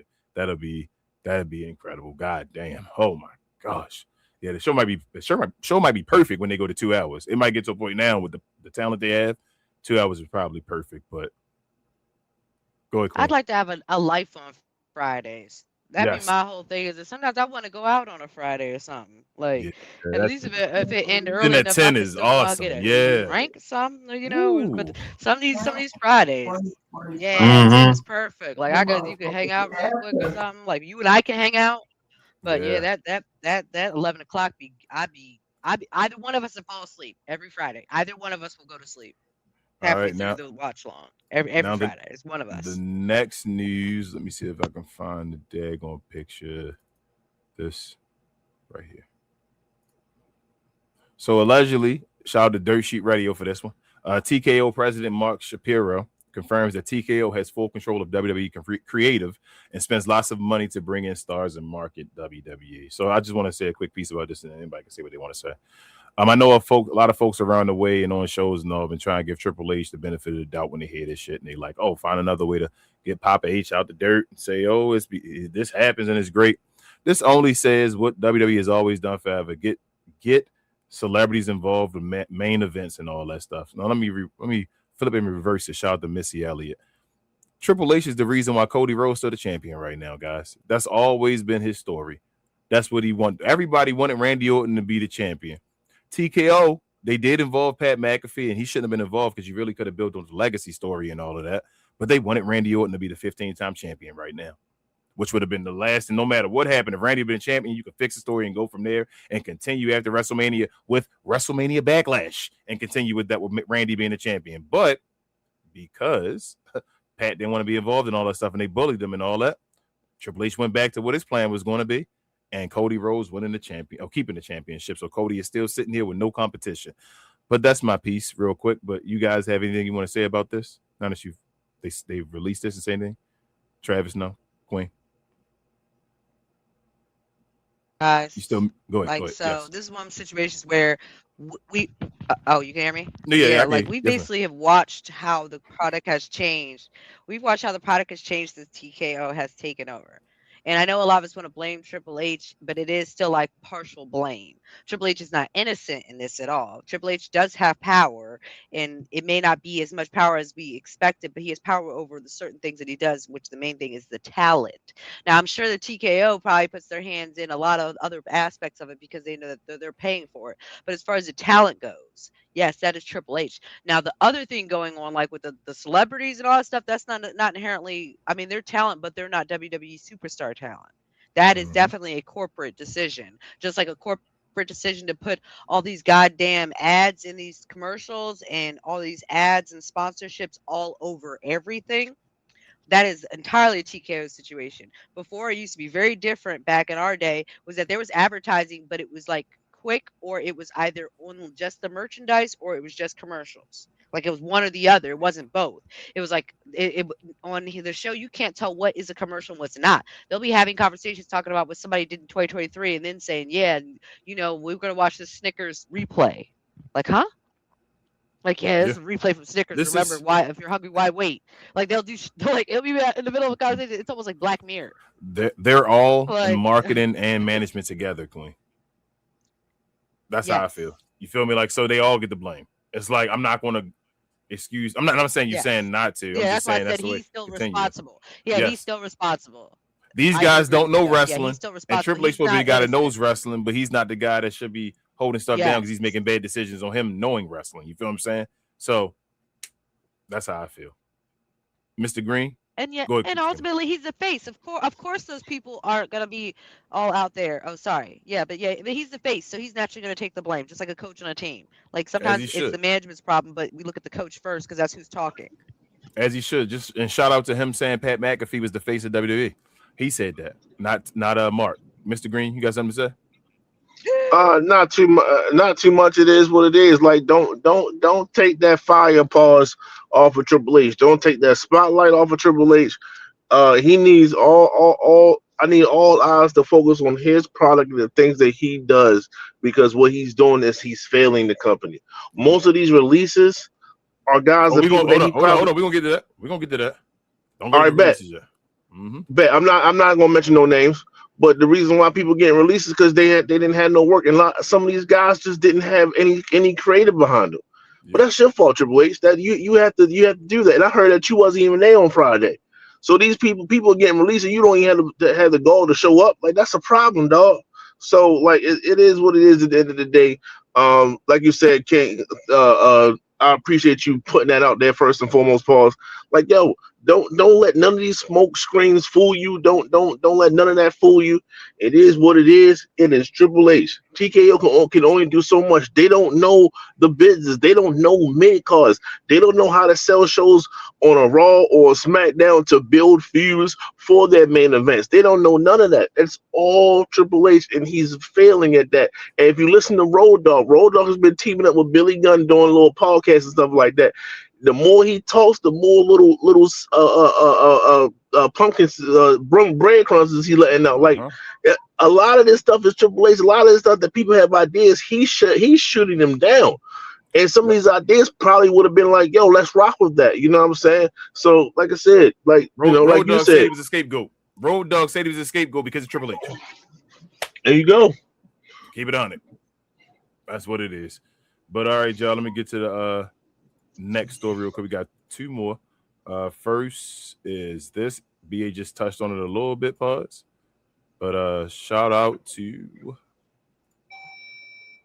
pro wrestling and MMA news. But here are a few of the released talents that happened. I'm going to go through this and read a couple people I recognize. But Albert Fire, Apollo Crews, Andre Chase, Shatara May, Steele, my guy Santos Escobar, wow. Zoe Starks, Aleister Black, Angelina Vega, the whole Wyatt Six, the Machine Gun Kellys, or Motor City Machine Gun Kellys, Kairi Sane, and then that whole bottom row. I don't even know. I ain't gonna lie to y'all. But yeah, what y'all think about this? So hold on, let me say my piece first, and then y'all can add, because I had a floor. I basically said it like that. I want to say something real quickly.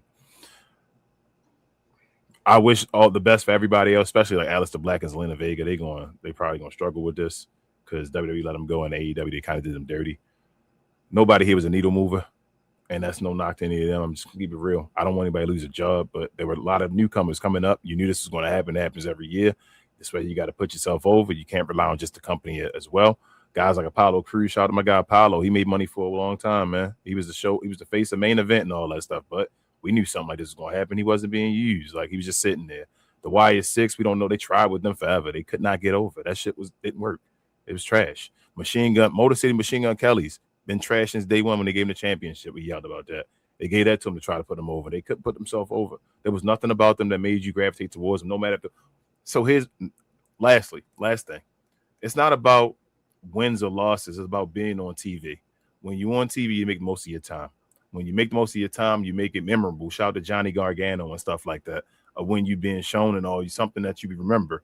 These guys had no aura enough, and it's just, hey, let me go wrestle and all. So they didn't move anything. Kairi saying, I'm sorry. I'm sorry you had to leave and all. You had a story going on. We thought something was going to end with you and Asuka and all that stuff. But, I mean, they let go of Dakota Kai. Like, you're not a needle mover. People wanted to see Asuka versus Io. That is what it is. It sucks, and it is what it is. But it's not like any of these people selling a bunch of T-shirts or nothing like that. So I wish them the best. Hope they can go somewhere, build their character, do a Cody Rhodes or something like that. Sucks for Santos because they begged him to come back and then let him go right if he got injured and all that stuff. But it is what it is. But y'all got the floor, man. A lot of these guys, I think that bottom row, if I can see it, I can't really see it, are NXT and Evolve guys. So it was a lot of, it's about 6-7 of them. Travis, Frog Splash brought up Luca earlier, so he was one of them. Tyra May, I think she started to be more trouble than what she was worth, to be honest with you. Yep. Just that whole little leaking thing and all this other stuff is like, nah, like that you can't do all that. You can't play like that. And it sucks for a sister gonna have to get that axe, but at the same time, we see what they're doing with Cali. They putting the engine behind. They putting the rocking Cali, like to get promotions and stuff like that where she was getting them at. Like, okay, cool. So you know what I'm saying. Callie kept her mouth closed. Tyra was messing up on social media. Things like that happen. Is she the best wrestler probably in the women's division? Yes, because obviously what she did with the Olympics. But you got to be on your P's and Q's when it comes to this situation, especially early on. Zoe Stark. Look, man, they paid you to get healthy. Like, just call it what it is. You could have been got that X. You made a terrible spot. I will always go back to that spot when you called out Kyrie. You should have felt better. Yeah, damn it, you know what to do. This is a situation when things happen. There's ways to handle when things don't go right. You failed. Luckily, you was on a roster for this long. Like I said, they paid you to get rehab. At least they kept you along for that. There's a couple other people, and I'm not trying to sound negative, but like some of these people are it is what it is. Like, you didn't show enough. Some people, I think you didn't have an opportunity like that. I know you brought up the Wire Six and some of those guys. I always thought as soon as Bo had his family issues, I was like, yo, can they not wrestle? Do they have to always be? As soon as that moment happened, I said it's over. It's over for all of them, and that's not on them, in my opinion. I think that's on creative for not knowing what to do. Just have them wrestle. They don't need all the lights and not every single time. Like just have. You had Eric Rowan, like, yo, he's a mobile big man. Why is he not being used right now? Why is Tala Tonga not being used like that? This is a creative thing, in my opinion. But at the end of the day, as a whole, yes, as a whole, you can throw them in the ocean and not bring them back. But you know, I think they dropped the ball with some of these guys because some of those dudes are talented. Loomis is talented. Joe Gacy can go, but Loomis is a talented dude. I think him and Eric Rowan should have been the tag throughout the whole entire thing. But things happen. Here's my only pushback, and I see. I think Queen wants to say something. You see, like MFTs. You see, like Tama Tonga, how he separating himself. Like you see him. Right, like you, like I see you. Something about to happen with you, right? They tried to find ways to put the YS6 on TV, bro. They gave him the Street Profits championships. They gave none of them dudes pushed. Nothing happened. I understand. Yes, I do believe it is creative decision to put you involved, but we already know creative not the best. You have to rise to the top. Like you got to. You have to be a guy where you see something happening. They let Aleister Black beat Randy Orton and Sami Zayn within like the last month, right? What did that do for Aleister Black? Creative let him have the wins and all that stuff. Who rocking Aleister Black t-shirts and all that stuff? Yeah, nobody. Zelina Vega got the U.S. title by mistake, so she had the one up where it's like, bro, you got it. You ain't even mean to get this. They gave it to you. She talking about, she want to do this in Puerto Rico. I hear all that stuff. Yeah, they're not gonna let you be a fighting champion. So what do you do when the camera's on you? Yeah, I think they're gonna get signed by AAA. But at the end of the day, like I said, I hear you, but you know, they can't make the call when they need to appear or not. That's the thing. And I take it back to the Halloween joints. They wasn't there for Halloween because of Bo Dallas and his situation. They didn't need him to make that a point to make that appearance on the one time that they need to see you. So you had a backup. I agree with you 100%. But that's Halloween though. Since that point, they've tried to force feed him. You feel what I'm saying? They've given him the Street Profits championship. Street Profits was not on a pay-per-view. They let them be on the PLE with the belts and all that stuff. All the stuff with them. They gave him a main storyline. They've been a dumb day storyline for SmackDown for forever with this damn lantern. They've been getting TV time. So I think some parts are sometimes you need certain moments. And then those moments will spearhead you. Them not taking advantage of Halloween is one moment. The second moment was not them not being a part of the Stranger Things Raw. Although that Raw was trash, they needed to be showcased some kind of way, and they didn't get that. Thirdly, I don't want to go too far because I really didn't mess with them anyway. Like, you know what I'm saying? I really didn't mess with them. Triple H is trash, so I don't want you to think that. But they didn't take advantage of the time that they had when they had it. That is also true. That is also true. Like the TKO thing. I'm saying when this failures happen, it's usually on both talents. I watched, like you say, Danhausen was booed his first ever thing. He went down from that point. He should have been. This is over. He didn't do that. The Rock was giving Rocky Maivia. I know these are great players, but that's why they become great. You don't do that. Who else got a dumbass gimmick that I just talked about recently? I'm like, damn, that's a dumb gimmick. He got it, but he just ran away with it. R-Truth, you feel me? Just people that get dumbass gimmicks. It's like, well, the TV's on me. I'm an entertainer. This is my job. These people aren't entertainers that they hired. The Wyatt Six aren't entertainers. They need to be made. That's what I'm saying. Like, so it sucks that they got fired and all, but they got to roll. They rather have a Ricky Saints come up that can try to get himself over some. So I don't have to write as much. You feel what I'm saying? They want to get a Blake Monroe up with her character and all, so I don't have to write as much. You should be handling yourself as an independent contractor. So we help you out as a team, not just us building you. And I think that's a failure on both sides. That's why I be saying these guys, none of these people have. If we had a whole episode of SmackDown with all the people on the show, who watching it? Which one of y'all watching this? And we had a whole SmackDown, just the whole show was all these dudes for like 4 weeks in a row. Who watching it? None of us. That's what I'm saying. They're not them. That's how I feel. No, they're not. Queen, you got to go ahead, B. I'm sorry. Go ahead, bro. No, that was pretty much it. Yeah, I ain't gonna go back and forth with you too much because I ain't mess with them anyway. Like it ain't work for them Yeah, motherfuckers. Go ahead. Hey, wait a so that was minute. basically what I was going to kind of say, really, to be honest, is that I hate saying this, but other than Apollo Crews, there's no love lost there.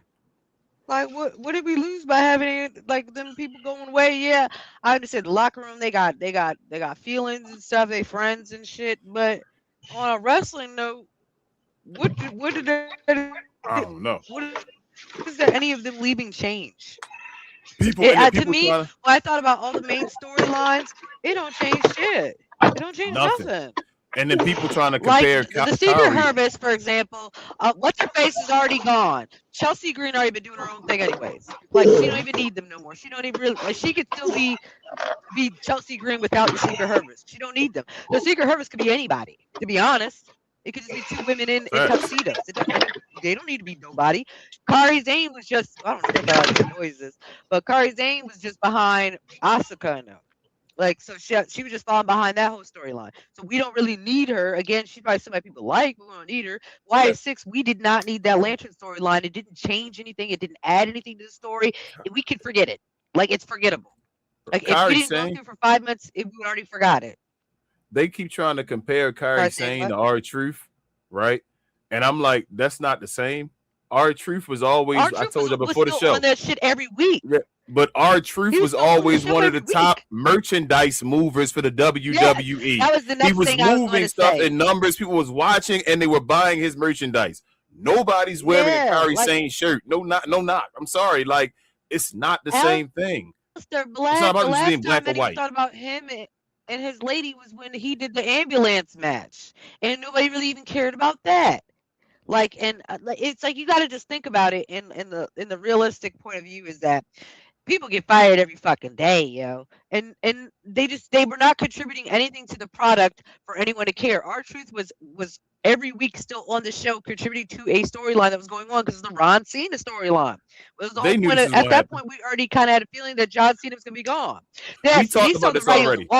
We talked about this already. We know this happens after every WrestleMania. We talked about this beforehand. Yeah, you should have got your shit together. It's like got yourself in line and got some and show something on TV where you were going to be needed, where you weren't going to be released. They tried for some of these people. Aleister Black and Zelina Vega got. They tried. Them. Yeah, they're. Yeah.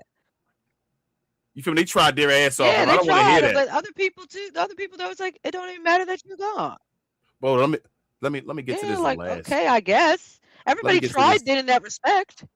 Exactly. Yeah, let me get to this last part real quick for the tea. But y'all, with this one, you might want to put your kids away for a second and all that stuff because the language might get dirty.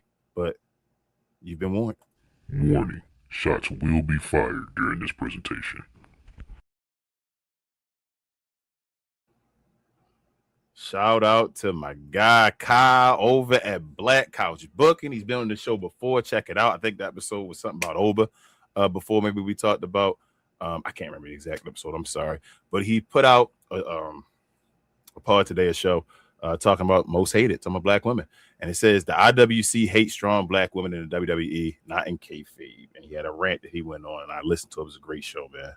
Very powerful and all, bro. But I wanted to touch on this real quick and get you guys' opinion. First and foremost, Kyle, I'm gonna do what you did.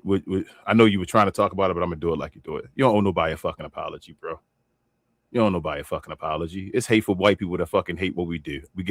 I've been doing this podcast thing for years now as well, bro. And you're not the only person to get it. We all get it, bro.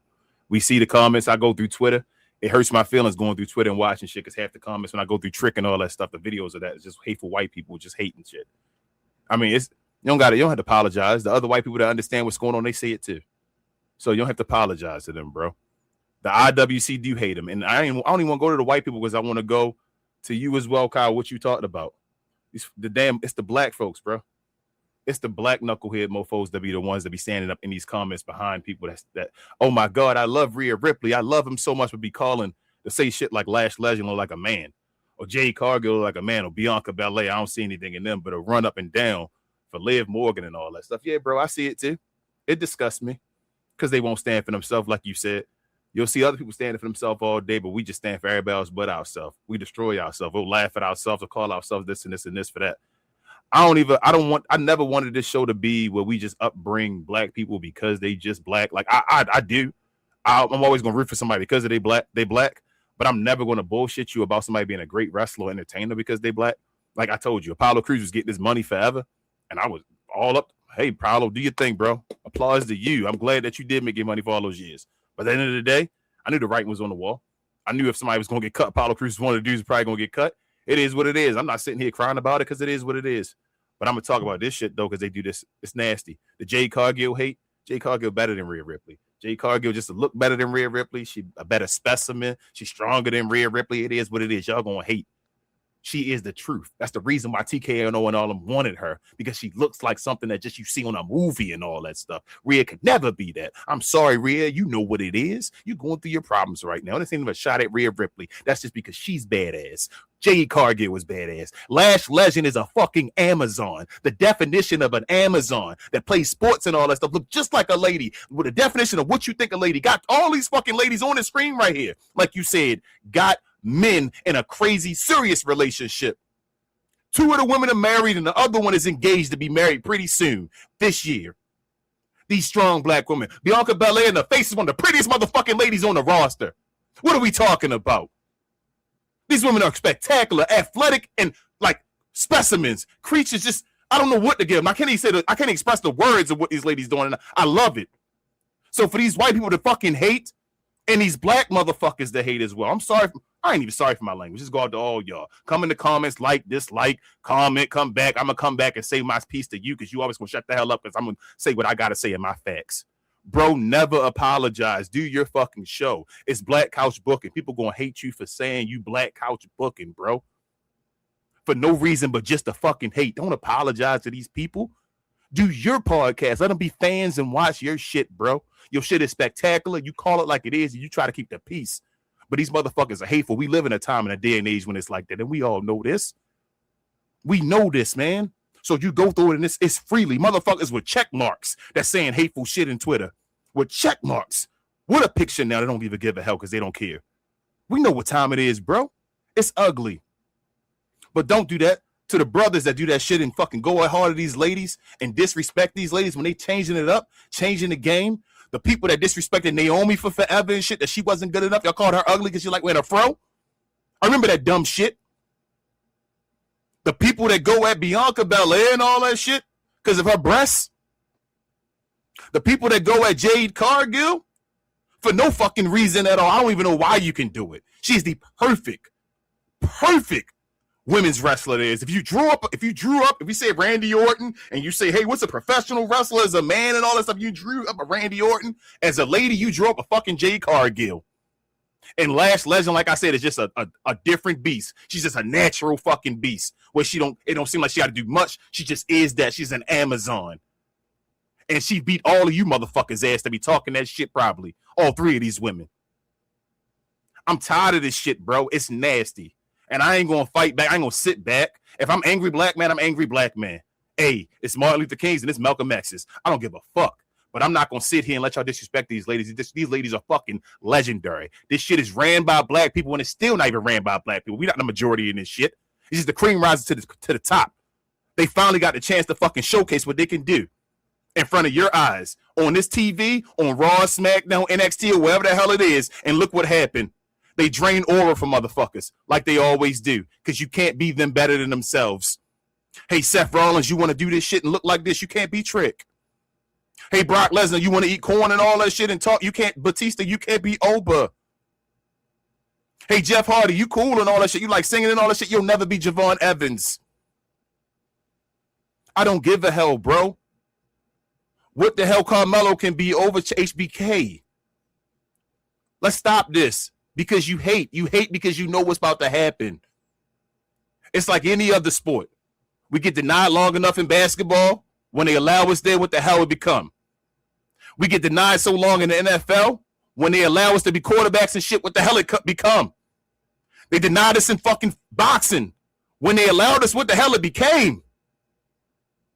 They allowed us in golf. What the hell it became? I'm done. There's no need to argue this bullshit. They haters. Fuck them at the end of the day. And I'm done with my rant. The floor is yours, man. I'm sorry. I appreciate you, Kai. I just really want to talk about this shit because I'm done, man. The hate on these black women. Fuck these dudes. Real talk. And I'm always stand up for these black women for that shit. Fuck them. Head and shoulders. I don't give a hell. Floor is yours, yo. I'm sorry. I'm out.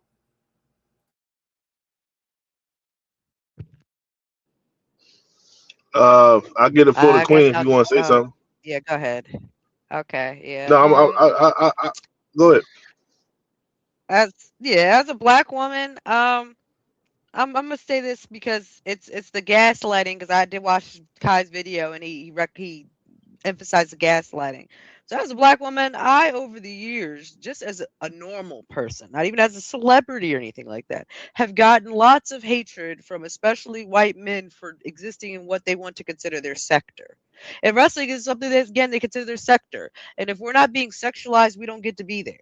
And because of the fact that those women don't get sexualized, they're not as entertaining. They're not trying to like bust it open, no offense, like Liv Morgan. You know what I mean? Like, that's not them. They can still be sexy, but without trying to be, I hate to say it, like smutty.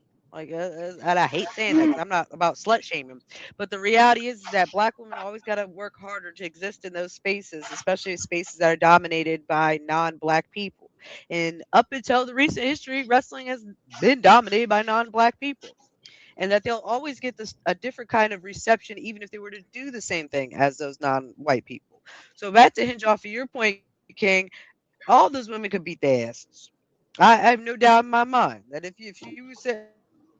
she said sign the waiver, they beat your ass, fight a fist fight. They only got to wrestle you. They could probably beat you in a fist fight. Half of the men that make these comments. And as you said, the most disgusting part about it, again, is that this is the post 47th president effect, is that a lot of people do got checks. A lot of people do got clout or seen as clout in their community, in their respective communities, especially in the wrestling community. And that as black people, we've had to, for years, have to just deal with the bullshit that isn't fair because people say it's the way it is. Now we reach in the day and age of why is it what it is at this point? Like, why is it still okay behavior? Why does Rhea Ripley not get the same hatred of people calling her like white trash or Australian trash or something in her inbox? They don't. The reality is they don't. Because at the end of the day, and that's not even her. She's white. And that's not even white presenting. And Queen, it's not to cut you off real quick. That's not even fucking her. That's a made up fucking portrayal of who she's supposed to be. These ladies are actually who the fuck they are. Oh, three of these ladies. All of them are the same people on that play up their character, but they really are real. Jade really is that bitch. She really is an entrepreneur. She really doesn't need this wrestling shit. That wasn't a lie. There was no lies detected. Bianca was chick, especially if she was in college and stuff like that. Y'all seen her body? She did that triathlon bullshit during the pandemic. Like, think about that for a second. Like, at the end of the day, like, all these women don't have options. This is the end all be all for them. They more than likely won't do shit ever again outside of wrestling. I'm sorry to say it. But the fact is that unless y'all get a job in the office, which I don't see a lot of the women in wrestling go move into corporate. Have you noticed that? A lot of them you don't see in the backstage being writers and doing this, that, and the other. You don't see them on Unreal in the background. No, you see a bunch of men or you see retired male wrestlers. Like, you can get to see black men in that room, but you don't see no one woman, let alone a woman of color over there. So that being said, and just to kind of wrap it up, is that Kai brings up a bunch of points that a lot of black women constantly bring up, but we're always told to shut up. So I really appreciate, as a black man, that he was able to say this on his own 10 toes. Because yes, this is shit that black women feel all the time, especially being a black female wrestling fan who isn't just a brand new fan. I have been watching for probably about this point, probably 35 or 34 years out of my 39 years on this earth. Probably. I remember going to wrestling events as a very young child. I obviously didn't know the semantics and that there's different brands and different, and like all this stuff, but I knew what wrestling was. And I was all associated all with the same thing. So the fact that we always have to deal with not only just the people in their comments, we got to deal with the people in the YouTube comments calling us monkeys, or even call Trick a monkey, or saying Javon a monkey, or like saying that Lash looked like a man. Like, and another thing too that you brought up earlier that you didn't bring just now, all of them got a man. All of them have a man. Yeah, I said it earlier. They all in a serious relationship. One is about to be two of them married and one about to be. They all got a man. They are not looking for your approval as a man's approval. They want your approval as a wrestler, but they don't need your approval on whether or not you think they're attractive or not. Like, who the fuck cares? And the biggest people I got the gripe with are these white men, the black men that be worshiping these bitches like Rhea Ripley, or these Tiffany Strattons, or these Alexa Blisses, or these Liv Morgans. Like, I understand that they're goon material, okay? But most of those women, like a Liv Morgan, she would not be able to fight nobody in real life. Like, nobody. Like, she's small, but she's not even like athletic. And what is she gonna do? Just try and do that thing where she put the feet behind your head and flip you shit? That's about all the fuck she can do. Like, she wouldn't be able to fight nobody in real fight. And Rhea's a pussy, no offense. She ain't gonna fight nobody in real fight.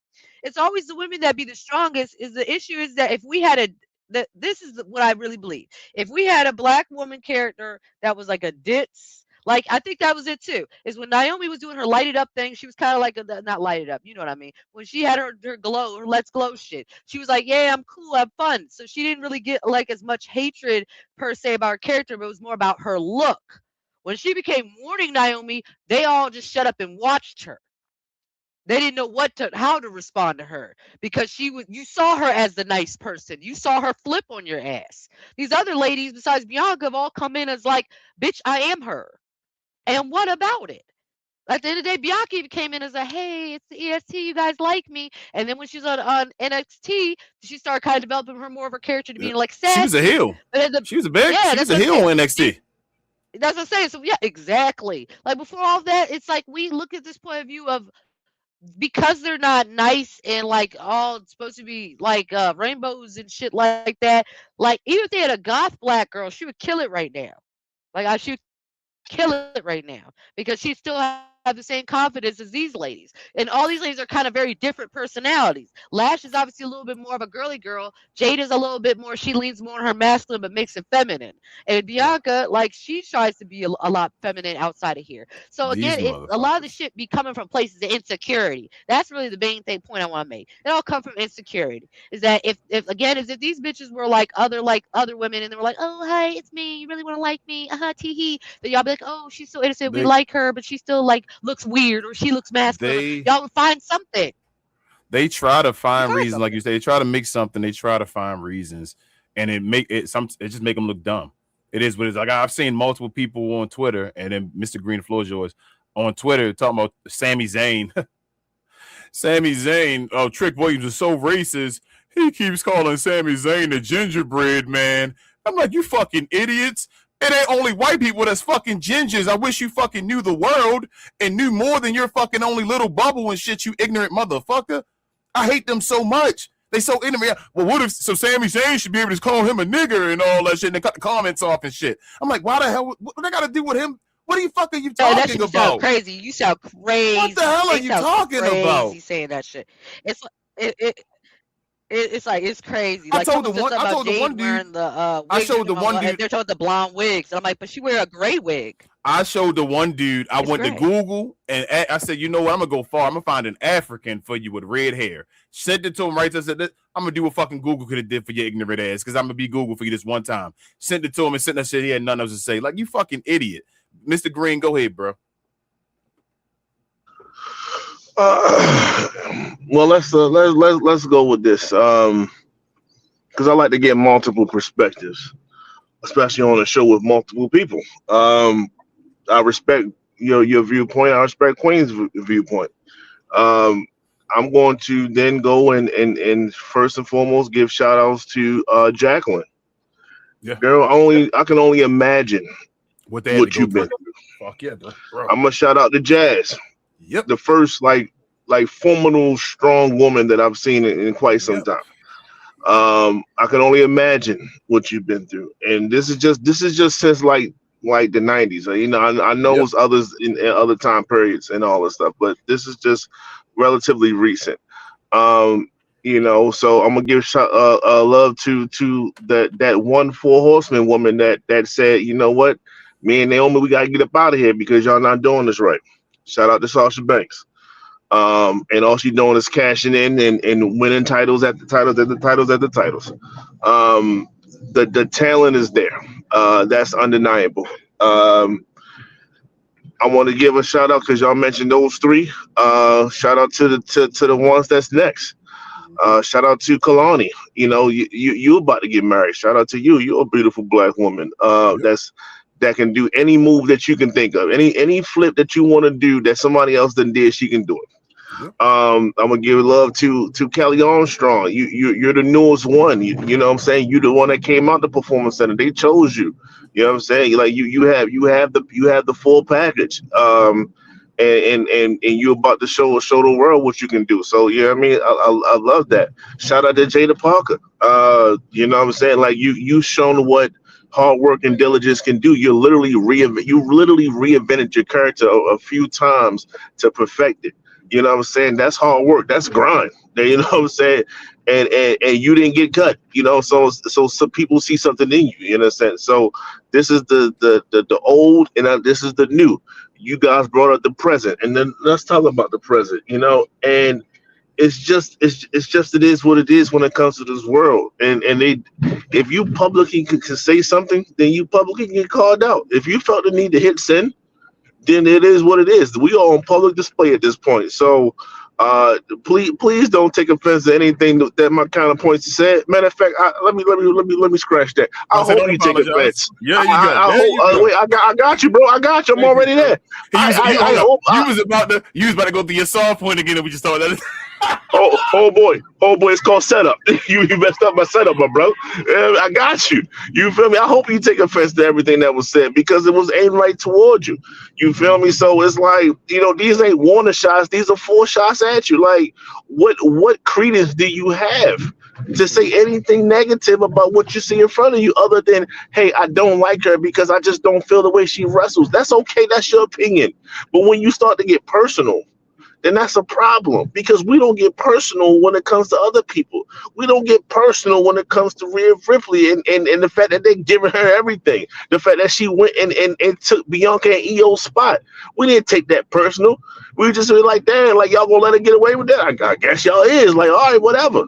You know what I'm saying? So like, let's be real. It's things that happen in the past that we just kind of just like, yo, I guess that's just wrestling, right? And I guess people getting tired of it. So shout out to Kai for pointing out there. Shout out to us for talking about it. This is how you get things to spread. We're not trying to take his views. We're not trying to do anything. We're trying to uplift the brother because he came up with a very good video, and more people should see that video. And then, yes, if you listen to us, please watch the response that we're giving you because we're giving you from the heart. You're talking about 2 men that's on here. One, the brother is married and the wife is there. I'm married. It's like, so we're not coming at you from like, you know, broken families or nothing like that. This is real talk that we're trying to tell you. Like, yo, these sisters are performing at high levels, at high degrees, and they should be celebrated. But yet they don't get that. They gotta fight. Models, bro. They gotta do all these other things. You know, at the end of the day, there's no negativity when it comes to Jay. Go Google it. There's no negativity there. There's nothing. I wanted to bring that up too. Yep. Educated role models. These ladies are role models that kids should want to grow up and be college. Like. All of them, yeah. Especially as Black women, we need that. Like, again, speaking of Black perspective, sorry, I didn't want to interrupt you, BA, but yes, we need that. Good. So at the end of the day, I don't knock no sexy red hustle. I don't knock no Cardi hustle, but we need this. I need Black women to see, oh, hey, there's other things you could do as an entertainer and still be yourself. You don't have to be overly sexualized. Oh, hey, you a track star? Hey, why don't you take that skill and apply it to something else? It's like Trick's story. Trick was going to be a football player and shit didn't go the way he wanted it to go. But that's crazy, though, at the end of the day, because his shit still turned out how he wanted to be. He still got to be a star, just a different way. So, like y'all just saying, the role model shit, that's very important. And especially, too, a lot of these women don't have their own kids yet. Like Naomi just got her first child. Bianca is a stepmom that's having her first child with her husband. Jade already said that's on their menu. That she said about 5 years. That's when she gonna be ready to do that. And like, so at the end of the day, it's like they still prioritizing their husbands, their marriages, and their relationships, and still being able to do what they want to do and be what they want to be and be the statistic. And I love that. And that's all I gotta say. Yeah, and I'm just gonna wrap it up by saying this. Like, I think, you know, certain you know, the ones that look opposite of us, they're gonna feel the way they're gonna feel. They're gonna hate the way they're gonna hate. It's in their nature. At the end of the day, it is what it is. It's built within their DNA. You know, they came out the Caucasus Mountains looking to be ravages and things like that. And that's just the clearest descendant of them when you see them on within the internet. But my issue, and like you said, King, like I said, I'm just piggybacking off of the things that you articulately said so beautifully. It's the ones that look like us. Like why hate on people that look like your mother? Why hate on people that look like your sister? Why hate it's a nasty hate. What gets me. It's a nasty hate when you uplift and say, oh, Rhea is this and Liv is this and all this other stuff. Now you can say, yo, I like their characters, but no, it's like an infatuation. Like Queen said, it's a goonery towards it. And it's like, damn, like, so they get this gooner love, and the people that look just like your family get this nasty, like, oh my God, it's just this. I don't even want. I'm not even gonna repeat though. It's just nastiness that comes out of their mouth. So it's like, yo, you deserve to get slapped for real. And it's like, yo, I'm not there to do it. And you live off the fact that I can just type it. I can just type it and be safe. Nah. Some of these comments are getting exposed. Jade is exposed. I wish all of them just expose these cats. I wish they would. I wish they would just screenshot it and just send it. No more time, no more effort. Screenshot, send. Screenshot, send. That's all I would like. That way, let the people that support you, let us do it. Let us get. Oh yeah. Oh, this is who it is. Bet. Let's chime in and let's do A, B, and C. But but they shouldn't even be subjected to such things. So that's me telling them to actually go and look at this stuff, and they shouldn't even be looking at it. So it's an issue. It's an ongoing issue. But all we can do is just say our piece when we can say it. So like I said, shout out to Kyle. Look, man, don't apologize for anything, man. We might do more of this type of content, man. Like I like this dessert. You know what? I'm putting it out there. I hate to put too many things on the brother, on the brother kick out. I hate to do it, but we need our own special shows when it comes to even reaction videos. This could have been like in a reaction video as well, just its own thing. And it is tea, but it's like this is more than tea. This is big, and we can have our own joints when it comes to that. It's not about doing anything else. It's just this is a little bit different than the normal segments that we give to the people, but it still needed to be said. Kai, keep doing the work. We're gonna hey, I like it. I like the train of thought. We're gonna do our own thing. We're gonna go into the chat. We're gonna come up with our own ideas and things like that. I'm speaking forward in the future. And it's like, yo, things like that, this is what we're here for. Because you're gonna hear at the end of the show, the brother's gonna tell you we gonna be this and we that and we that. It's that triple B. He gonna tell you, and I 100% support it 100%. So I'm gonna leave it at that. At all. If you got a problem, and we ain't got no apologies here, man. We totally unapologetic. And it's like I said, I don't got to make an apology for it, but we got white folks that watch our channels. We shout out to Latte and all, like they know what it is. It's not hate. I'm just fighting back. There's a difference. So it is what it is, man. I have no problem with that. Shout out to everybody on the panel and all. Travis, I know you were busy in the background. Shout out to Kai, man. Uh-oh, did she freeze? Oh, she froze for a second. But yeah, shout out to everybody. But BA, bro. T brought to the people by the lovely people at Fanatics. Amen. This I Was Told segment is brought to you by the folks over at Fanatics. Fanatics is the world's largest collection of officially licensed fan gear from all the leagues, teams, and players you love the most, including WWE. You can earn fan cash to redeem them in your orders, jersey protection for when your favorite player is traded or changes teams. They also have an unrivaled selection of authentic fan gear and Fanatics exclusives that are only available on the site. So if you need some merch and are interested in helping the channel, scan the QR code on the screen or follow the link, which is always in the description. Yes. Let me get barbecue sauce and let me get we getting that food. I got you. I muted you. I got you.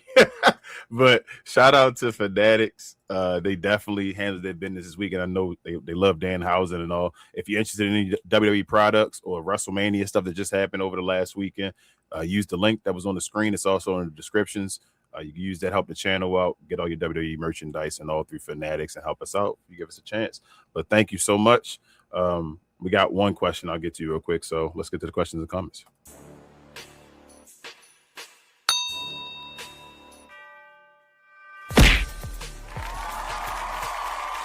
Sponsored by True Classic. Always wanted to try True Classic, but hate shopping online? Keep watching. You've probably seen our ads online. Look, I get it. You're skeptical. I mean, is everything we sell really as soft and well-fitting as we say it is? If you need to try us before you buy us, True Classic now has stores nationwide. Visit one of these stores and you can fit, feel, and outfit a bunch of our customer favorites. So don't wait for shipping or worry about how much to spend. Visit one of our retail stores today and see the True Classic difference for yourself. Shout out to True Classics. Aaron Teagle, shout out to AA Ron. He said, "What up, guys? Happy Sunday. How are you doing?" Can't complain. I think for everybody said that earlier. Get 20 people got cut from WWE. Ain't that crazy? Yeah, AA Ron. We talked about it a little bit earlier. As far as the releases and all that. Change this up. As far as the releases and all, we had them up. Yeah, I mean it's tough and all, but kind of the way I'll put up another comment to answer your question. Shout out to Cuz. He said, "No facts, they weren't needle movers," and I think that's the way everybody feels on the show. Like, it sucks that they lost their job and all. Some people didn't get as much of a chance they should have, but nobody was really a needle mover where they took advantage of the opportunities they had on TV to really be a needle mover. So, yeah, that is what it is. Y'all rock with that answer, everybody, before I move on in the show? Yes? Good? Thumbs up? Good? All right, y'all. Thank you again for rocking with us for another episode of We Talk Combat, y'all. It's been another one. It's been a good one. I know we had some deep topic today and all that stuff. Yes, I know Travis. Travis gave us a round of applause. I'll give you a real one, Travis, just for you. Just for you. We get a round of applause. Thank everybody for rocking with the show, man. Again, we've done this for over a year now. We thank y'all so much for rocking with us. We've been growing. Appreciate everybody. If you're new to the channel, I should tell you, do us a favor down there by Heavy Developmental, Mr. Green, the right side of his picture. Hit that subscribe button, like button, the notification bell, so you're always notified when we drop this hot fire. We normally do it around 3 p.m. Eastern on Sundays, but I say 3 p.m. CPT because you never know. If you know, you know. But yeah, we do that here again with the schedule. We do watch alongs all week. Sometimes we do recap shows as well after shows, so we may drop, like BA said, a recap show sometimes when stuff is like hot off the press. That's the same reason why I wanted to do the COD thing today too, Mr. Green, because COD just had a video today, so I wanted it to be an instant reaction thing like we kind of did with the recap and all. But yes, I do agree we should have more of these topics and all, especially with the way the IWC is right now, especially the way wrestling is moving. We do need black topics. We need to have more black shows about wrestling because it's about to be black. It is black. Screw is about to be black. It is. So it's about that time to have these shows. I've been looking for shows like this. Part of the reason why we do shows like this is because we were looking for these type of conversations. So if you're into those type of conversations about black wrestling, about wrestling in general, we don't just know about black wrestlers. We're pretty knowledgeable about wrestling. There's a lot of wrestling knowledge on this panel right here that's been watching wrestling probably over 100 years combined. So if you want our knowledge, it ain't just about black, but we will always root for our black folks, because that just is what it is. But we got white favorites too. Shout out to Randy Orton, guys like that. We just talk about Ethan Page and all of them. Like, it is what it is. We respect real, recognize real. It is what it is. Joe Hendry. I believe in Joe Hendry. Exactly. We're literally saying the song. Exactly. Talent is talent. But if you're new to the channel, guys, like I said, all that stuff, do us another favor, y'all. Hit that like, subscribe, all that stuff, but also follow my guy BA with the rest of the 695 crew, Calvin and Larry, on Get Off the Damn Fence. They do shows every Wednesday evening. They talk about all things, but mostly sports. Help them guys out, get to their follower goals, all they drop fire content. We do this, y'all, all damn week, basically, for y'all. So if you're interested in this type of conversations, you're into our personalities, please follow us. Also, follow my guy BA as well as Rel. What is that? Big J and also Will, when they do Cuz We Geek every Tuesday evening and Saturday morning. They talk about all things in geek culture and film and television. They usually have good shows discussing Invincible, stuff like that that's going on. What else just happened? Invincible, The Boys, and all that type of stuff. They're discussing that. Spoilers. So if you've watched that type of show and you just want to talk about it with folks that watch it like-minded, like yourself, go over there, check them out. They always have fire content over there as well. And lastly, me and my guy Rel, we do Cap and Crown. We got a new logo now, if you didn't know. But the NBA's heating up. We almost in the second round almost, y'all. A lot of fire stories going on and all. Help us get to our goals. We try and get to 5,000 subscribers over there, y'all. So help us out if you're in the NBA content. I know a lot of you guys are. Come on over there if you're a fan of any team. Come on over there. We talk about stuff. We do watch alongs and all sometimes as well was there. But other than that, this is We Talk Combat, y'all. Y'all know what we do. We are the best, the brightest, and the blackest definitely the blackest combat review show there is on YouTube or anywhere else, y'all. We gonna stay original for you guys. Just is who we are. We are original. We're gonna call it like it is. If you want it real, come over here and get it. Pause. Also, lastly, we watch the shit so you don't have to. Remember that. We appreciate y'all so much, y'all. This is We Talk Combats again for Chemo Queen, for the final Hugo Boss down there, and Heavy Developmental Mr. Green. I am Muy Grande Negro Americano, and we out, y'all. Thank you so much. Shout out to them shorts. Be on the lookout for them, and we'll see y'all next week. Peace.